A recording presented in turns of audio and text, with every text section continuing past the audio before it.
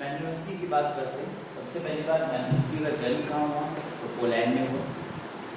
ये विशेष रूप से एक एंथ्रोपोलॉजिस्ट है, समाजशास्त्री नहीं, एंथ्रोपोलॉजिस्ट कहेंगे, मानव शास्त्री कहेंगे। उन्होंने मानव समाज का अध्ययन किया और फिर बाद में इनके जो विचार थे वो समाजशास्त्री के रूप में आगे थे।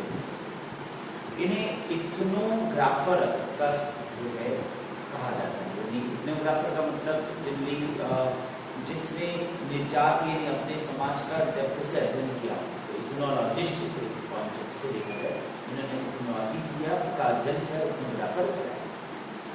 विशेष रूप से ये प्रभावित थे इकोनॉमिक थ्योरी ऑफ काम बुकहम, विलियम वुड के इकोनॉमिक थ्योरी ऑफ काम बुकहम से। उसमें उन्होंने संस्कृति के प्रति दृष्टिकोण विकसित किया विलियम वुड, और उसी से ये संस्कृति को काफ़ी डेप्थ में समझे, संस्कृति पर अध्ययन किया। और इन्हें विशेष रूप से सांस्कृतिक समाजशास्त्री भी कहा जाता है, संस्कृतिवादी समाजशास्त्री भी कहा जाता है।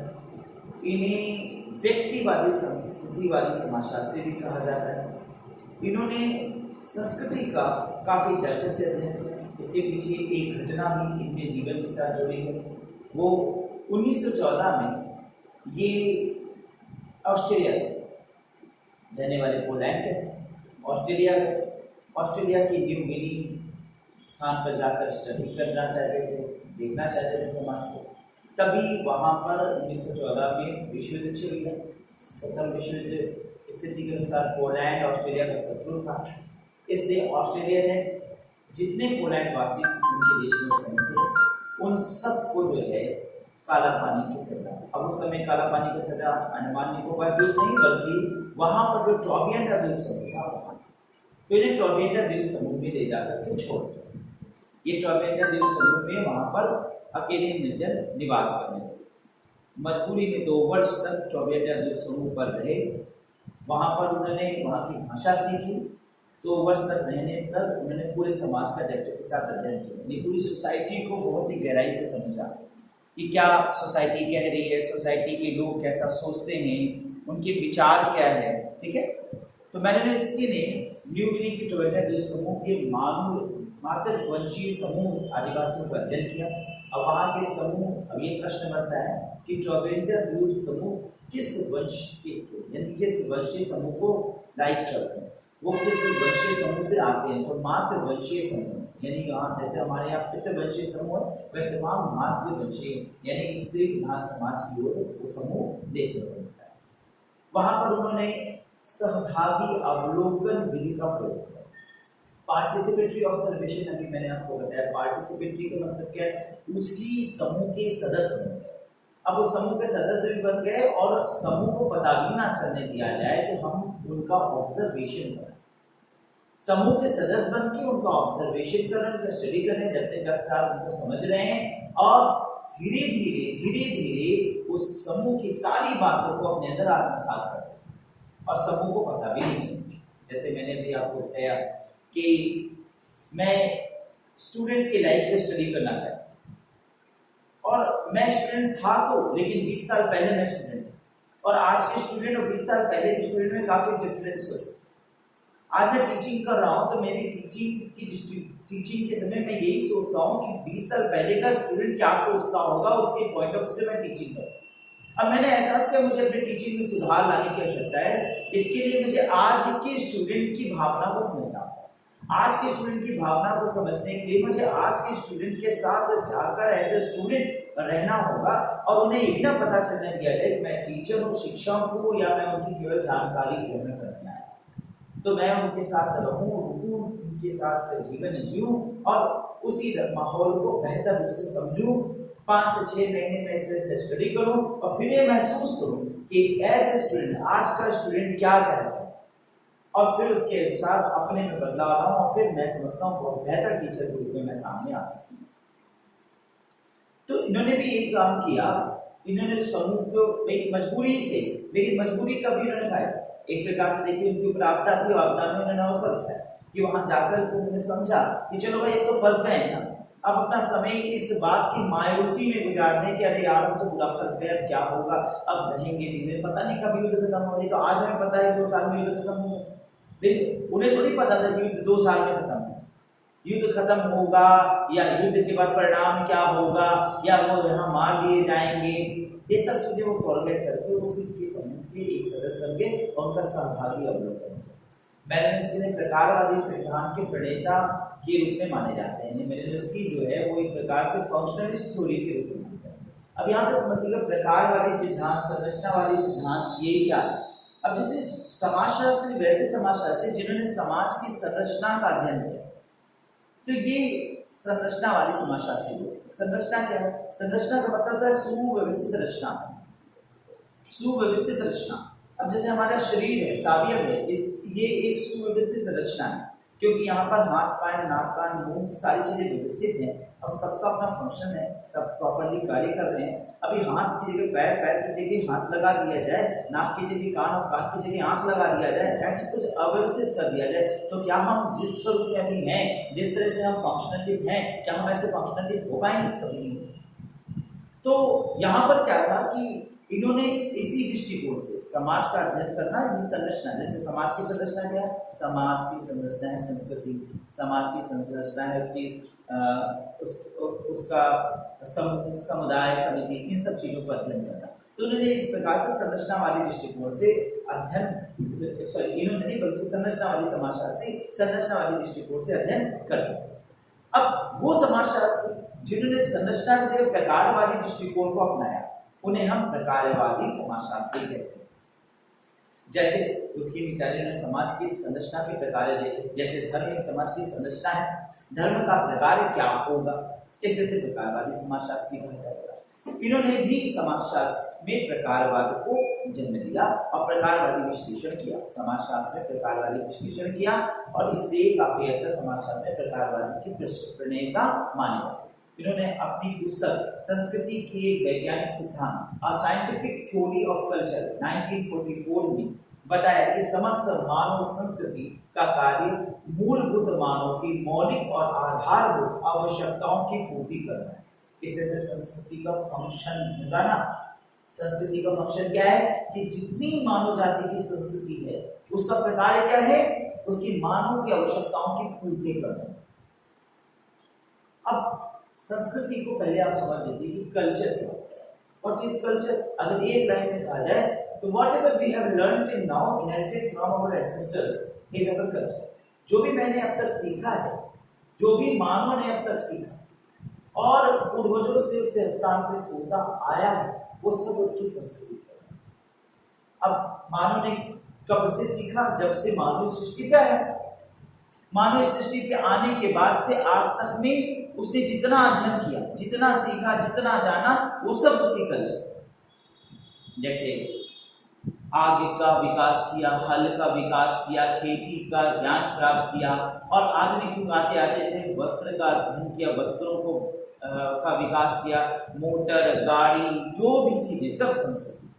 तो संस्कृति की परिभाषा दें तो एक लाइन में मानव द्वारा अब तक का सीखा हुआ व्यवहार। अब सीखे व्यवहार में मूल्य भी आएंगे और हमारे मोबाइल भी आएंगे। तो मूल्य और मोबाइल दोनों ही संस्कृति का है। अब लेकिन इनके दो पार्ट दिखाई देते, एक जो अभौतिक तत्व है और एक जो भौतिक तत्व है। अगर हम अभौतिक तत्वों को देखें तो मूल्य हमारी संस्कृति, विश्वास, पूजा पाठ, ये सब अभौतिक तत्व। लेकिन एक भौतिक तत्व में हमारे शर्ट, हमारे पैंट, कार, गाड़ी, मोबाइल, कंप्यूटर, लैपटॉप, आधुनिक युग में जो भी हम भौतिक सुविधाएं देख रहे हैं, ये भी तो सीखा हुआ व्यवहार है।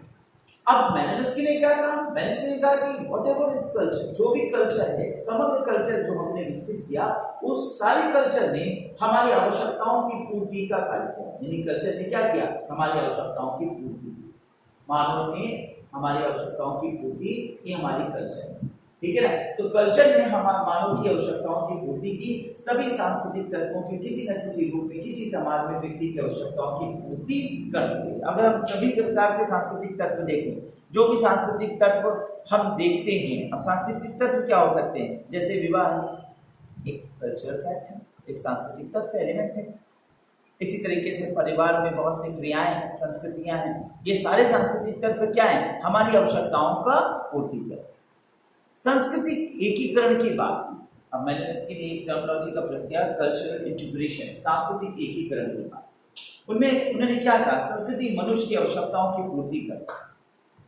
इनको व्यक्तिवादी दृष्टिकोणवादी, प्रकारवादी दृष्टिकोणवादी, अनिवार्य प्रकारवादी, व्यक्तिवादी प्रकारवादी, सांस्कृतिक दृष्टिकोणवादी आदि कई नामों से जाना जाता है। इन्होंने व्यक्ति को समाज की इकाई माना। अभी ये बहुत इंपॉर्टेंट टर्म है, व्यक्ति को समाज की इकाई माना। समाज की इकाई के रूप में अगर हम अगस्टाम की बात करें तो उन्होंने परिवार को समाज की इकाई माना। अगर हम दुर्खीम की बात करें उन्होंने समाज को ही समाज की इकाई माना। लेकिन अगर हम मैनवस्की की बात करें तो उन्होंने व्यक्ति को समाज की इकाई माना। सबसे छोटी यूनिट, इकाई का मतलब समझते हैं, जैसे हमारे शरीर की सबसे छोटी यूनिट क्या है, cell. Cell is our the smallest unit of our body. उसी प्रकार से एक सेल है, व्यक्ति एक सेल है और इस सेल से हजारों लाखों सेल से जुड़ करके समाज रूपी या शरीर बनता है। तो यहाँ पर व्यक्ति समाज की इकाई है। एक स्टेटमेंट मैंने इसकी कहा है कि संस्कृति मानव का वह साधन है जिसके द्वारा अपने साथियों को प्राप्त करता है। साधन है यानी मीडियम है जिससे वो अपने साथियों यानी गोल्स को प्राप्त करता है, जिसके द्वारा वे अपने साथियों को प्राप्त करता है, जिसके द्वारा वे अर्थात अपनी विभिन्न आवश्यकताओं की पूर्ति करता चलता है। ये मैंने उसकी का एक स्टेटमेंट है। एक और स्टेटमेंट मैंने उसकी कहा है कि संस्कृति मानव का वह संबंध है जिसके द्वारा वे अपने साथियों के कैसे को प्राप्त करता है तथा अर्थात अपनी विभिन्न आवश्यकताओं को वो समय के साथ साथ पूर्ति करता है। संस्कृति प्राप्त आवश्यकताओं की एक व्यवस्था है, उद्देश्य मूलक क्रियाओं की एक संगठित व्यवस्था है। तो संस्कृति क्या है, प्राप्त आवश्यकताओं की व्यवस्था, उद्देश्य मूलक क्रियाएं, यानी ऐसी क्रियाएं जिनसे हमारे उद्देश्य पूरे होते, तो उसकी एक व्यवस्था है, एक सिस्टम है। संस्कृति के ऊपर इन्होंने इसकी 7 आधारभूत आवश्यकताओं का वर्णन किया और 7 आधारभूत आवश्यकताओं के साथ साथ उनसे प्राप्त अनुभव की भी बात करी। जैसे इन्होंने ये बताया कि एक तरफ की 7 ऐसी आवश्यकताएं हैं। अगर हम देखें शॉर्ट में चलिए आवश्यकता की बात करें, आवश्यकताएं जो पूर्ति करते हैं और किस क्षेत्र में हम इसको अनुभव कर सकते हैं, सांस्कृतिक अनुभव। तो सबसे पहली आवश्यकता कि अगर हम बात करें तो शरीर पोषण। संस्कृति क्या करता है, शरीर पोषण। संस्कृति शरीर पोषण करता है। शरीर पोषण जैसे खाद्य पदार्थ जो हमारे शरीर पोषण करते हैं। तो खाद्य पदार्थ एक सांस्कृतिक तत्व है क्योंकि मनुष्य ने इसका विकास किया। मनुष्य ने सोचा कि किस तरीके से इसका विकास होना चाहिए, कैसे होना चाहिए, ये सांस्कृतिक तत्व है। ठीक है ना। इस सांस्कृतिक तत्वों को मनुष्य, इस सांस्कृतिक तत्व ने मनुष्य की किस आवश्यकता की पूर्ति की, शरीर का पोषण किया। जैसे हमारे न्यूट्रिशंस कहाँ मिलते हैं, किसके द्वारा मिलते हैं, इन खाद्य पदार्थों के माध्यम से मिलते हैं। ठीक है। इसी तरीके से नातेदारी व्यवस्था अगर हम देखें तो उसने उत्पादन किया। उत्पादन, नातेदारी व्यवस्था ने क्या किया, उत्पादन, नातेदारी। तो दूसरी आवश्यकता जो संस्कृति ने हमारी पूरी की वो क्या थी, उत्पादन, प्रोडक्शन। भाई संस्कृति है ना जिसने प्रोडक्शन कराया। अगर रिप्रोडक्शन ना होता तो सृष्टि कैसे विकास करता। तो नातेदारी संस्कृति है। संस्कृति, नातेदारी क्या है, सीखा हुआ व्यवहार है, मनुष्य द्वारा एक हस्तांतरित प्रक्रिया है। भाई नातेदार बोला हमारे ये फला मामा लगते हैं, मामा क्या भाई भगवान जी ने भेजा था ना, उसे हमने कहीं ना कहीं से नाता जोड़ा। किसने मामा बनाया, इंसान ने मामा को एक नाता बनाया। नाना लगते, मामा लगते, दादा लगते, ये सारे नातेदारी मानव ने ही विकसित की और इस नातेदारी की वजह से ही उत्पादन एंड प्रोडक्शन होता है, रिप्रोडक्शन और प्रोडक्शन बढ़ता है। इसके बाद तीसरी आवश्यकता की जो पूर्ति होती है वो है शारीरिक आराम। अगर हम देखें तो शारीरिक आराम, शारीरिक आराम। अब शारीरिक आराम में हम मकान को रख सकते हैं। मकान बनाया ना, तो मकान से क्या फायदा हुआ हमें, शरीर को आराम मिला। नहीं तो मनुष्य किस पे रहता था, पेड़ पौधे, इधर उधर जंगल में, नदियों के किनारे पड़ा रहता था, कोई सुख था नहीं। तो सुख के लिए उसने क्या विकसित किया, मकान का विकास किया। मकान का विकास किया, शारीरिक आराम हुआ। जिस प्रकार से देखें तो मनुष्य ने शारीरिक आराम की आवश्यकता की पूर्ति मकान या बहुत से ऐसी सुख सुविधाओं को विकसित किया। तो तीसरी आवश्यकता जो संस्कृति हमारी पूरी करता है वो है शारीरिक आराम का होना। चौथी आवश्यकता अगर हम देखें तो वह है सुरक्षा। संस्कृति सुरक्षा भी प्रदान करती है। सुरक्षा कैसे प्रदान करता है? संरक्षण के माध्यम से। भाई संरक्षण होता है ना बहुत सी चीजों से। अब अगर हम देखें जो टूल्स बनाया, औजार बनाया, उसने सुरक्षण किया। टूल्स औजार, आज गन का विकास किया हमने, एटम बम तक का विकास किया, तो इसने कहीं ना कहीं से सुरक्षा किया ना। अगर हम देखें तो एटम बम अगर विकसित हुआ तो आज क्या हो गया? शांति हो गई। अगर हम 1945 में जाएं तो एटम बम को जरूर गिराया गया, उसके बाद से देखिए तो विश्व युद्ध हुआ ही नहीं। अगर एटम बम ना होता तो आज शांति ना होती। नहीं तो बड़े बड़े पहलवान हैं लेकिन सब एटम बम को देखकर डर जाते हैं और एटम बम के खतरे की वजह से शांत हो जाते हैं।